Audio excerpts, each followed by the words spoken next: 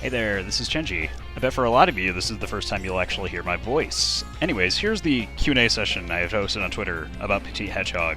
I'm going to be addressing 8 of the questions that I've gotten, and then 3 of the commonly asked questions that I've received outside of Twitter.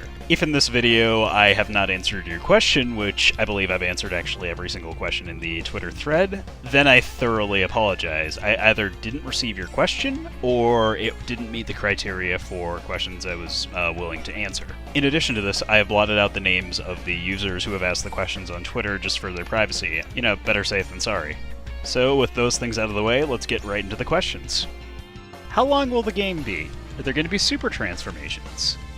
Well, as for game length, I'm planning on adding at least 6 or 7 zones, kind of like the length of Sonic 3 by its own, without the Knuckles expansion. As a result, I'm going to make zones potentially tied to Chaos Emerald count, but this is also going to be integrated for one of 2 reasons. One, I'm planning on adding an adventure-style story mode, which will be entirely optional, not mandatory. You can do that, or you can do the classic, go through each zone and get emeralds on your own.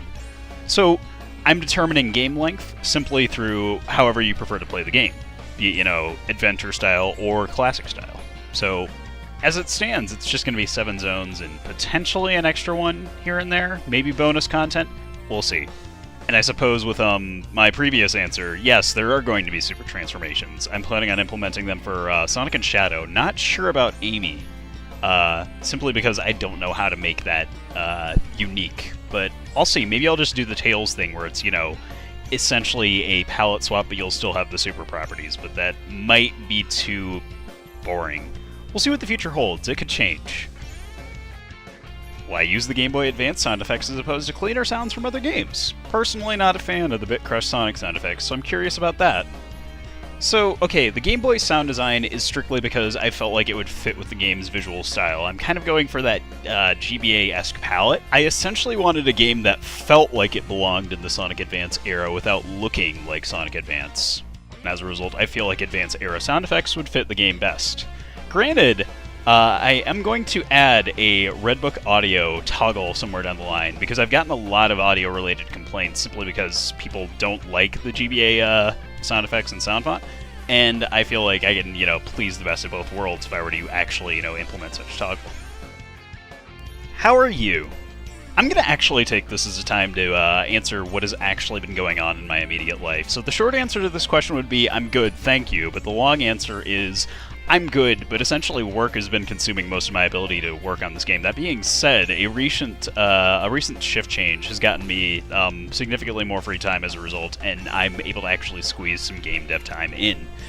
Not necessarily going to be full force, oh hey, I'm continuing work on Petit Hedgehog again. It's more of a, this is something I'm probably going to do occasionally and basically ensure the game doesn't see an indefinite hiatus, because I still love working on this game, and you guys certainly love seeing it. So this is something I'm doing out of respect for you, not necessarily out of obligation. Are there more playable characters planned? As of right now, sort of. Metal Sonic's still under development at the time of this recording, and I'm planning on implementing both Tails and Knuckles as bonus characters, since they're kind of already programmed into the game and have been ever since I started working with AeroGP's engine. But in terms of other characters, I've gotten quite a lot of requests for Silver. He totally fits the, the Hedgehog dynamic. The problem with implementing Silver is trying to find a way to make him control as naturally as the other characters do, since most of them have their options for both, vertical and horizontal mobility. I'd need to kind of get really, really creative with Silver, and I haven't thought of a way to make him unique enough, at least not yet, but I might end up adding him if I can get past the creative roadblock and find something that works well for the game's structure. Additionally, at one point, I had, believe it or not, Lilac from Freedom Planet planned as another bonus character, but I decided against it since her ability would kind of be redundant considering Shadow has the 4-way air dash, and Metal has the charged air dash that can be angled in one of 3 ways. I also never made any sprites for her, so she was just sort of an on-paper idea. What was the inspiration for the name of this game, and how did it fit into the style? I'm going to address the style question in the very next question that I'm going to be answering, but the title of the game was something I had determined after, deciding on a visual style. Kind of just because it felt like the entire direction of the game's, presentation was banking on the fact that it was a, more mischievous, smaller, cartoony Sonic. So I kind of did what the Idolmaster anime does. Surprise, surprise, Genji bringing up Idolmaster inside of a Sonic conversation, but either way, I did that and basically have created the, oh hey, this is the more comical, cutesy alternative to what you could find in a traditional Sonic title. What made you want to make the game look the way it does? So a lot of visual inspiration was taken from 3 games in particular: Momodora 4, Revier Under the Moonlight, Cave Story, and Wind Waker. I picked Momodora 4 for its emphasis on smooth, fluid animation with simplistic pixel-style visuals. In fact, if you look at the games side by side, you might be able to see a lot of the design inspiration and similarities. I'd say Cave Story, by proxy, it was chosen for a lot of the same reasons, but also just because of how impactful the visual and presentation style of the game is. It's simple, but it manages to sell you on how, influential your movement and action is on the game as a whole.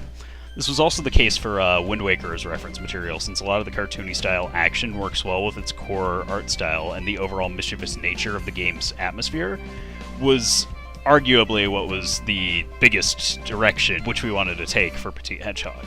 I wanted to make a Toon Sonic, how you have regular Link and Toon Link. One that's, just about as agile and acrobatic as the regular version, but they've got sort of like this innocence to them, and that was captivated perfectly in Wind Waker's presentation. I kind of wanted to emulate that sort of thing for Sonic, have something that's familiar to the player, but have a spin on it that's, a little more lively and would allow for a lot of effects that would sell the movement to the player, such as the stretch and squash scripts that I have implemented for a lot of the animations within the game. You kind of can't achieve the same thing with super detailed sprites and high-resolution graphics. What's the average time it takes/took for a sprite for a single character? I have no measure for this. It kind of depends on one of 2 things. It's either the character's complexity or, how many frames it's going to take for said animation. Like, imagine, if you will, the spin animation for a character. It's basically 8 frames of rotation and then 2 sort of blend frames, kind of like what the Genesis games do, and Mania does this to a greater extent with more frames added. So it's a simple animation like that would take me just roughly under an hour. Whereas, like, an entire walk cycle would probably take, I'd say, the course of a week, maybe more. It depends on how complicated the character design is. Like, Sonic's walk cycle, I can get that done in a day. Something like Amy's or Shadow's, those have taken me roughly about a week to complete. Anything of note you've cut from development thus far, and do you have any plans for future projects? An entire version of Jade Lagoon was scrapped entirely because the level design was incredibly experimental. It just reeked of test level design, and that's kind of what it was initially. It didn't feel like a Sonic level, it felt like a test level. You're seeing footage of this right now, actually. So yeah, you can see a lot of the problems that persisted with the original level design. It was just meant to sort of get a feel for how Sonic moved, and as a result, it still exists in the game's code, but it's not implemented. But I'm going to keep it for legacy reasons, and maybe somewhere down the line have a playable version of it, even though I'm almost 100% certain it crashes whenever I try and load it. Another level, Bamboo Geyser, was planned to be an Oriental/Garden style level with a lot of influences from Sonic Unleashed's Dragon Road stage, only with more focus on the nature aspect of it, hence the bamboo portion of the name. Then Sonic Mania's Press Garden happened, and that kind of changed the level's development exponentially. Instead of going for an Oriental/Eastern, Chinese, Japanese culture style level, we kind of took that theme out entirely and just left the garden aspect intact. Then, out of the blue, I decided I wanted to pay homage to 2 things in particular. Knights, in the time in which mid-2000s Sonic games referenced Sonic Team's other iconic franchise non-stop. I thought, Knights is referenced all the time. Let's just go all out and make the reference an entire level. But that's as far as levels go. I also had plans on implementing, for Sonic, the abilities from the Adventure series as well, such as the Light Dash and the Bounce Bracelet from Adventure 2. Upon doing this, I realized in turn that he'd have 3 different actions at his disposal, and in addition to that, he would have the shield abilities. People would immediately gravitate towards Sonic because you get the most versatility out of that, and as a result, I wanted to shift focus to the other playable characters. And as for plans for future projects, well... That's classified. And now it's time for some frequently asked questions. What engine do you use? I can actually link this in the description of the video. I'm using a heavily modified version of AeroGP's engine made for GameMaker Studio way back, I believe, in 2015. It's actually when I first started using it. But since then, it's been the base engine. I've just made some very heavy modifications to it between now and its initial development. So that's the engine I'm using. As for, the abilities and, gimmicks and whatnot I've added, those have been stuff I've added in post because I wanted to have something that was basic to work with so I could implement a lot of the things on my own. Will you be adding modes besides the single-player mode? Probably.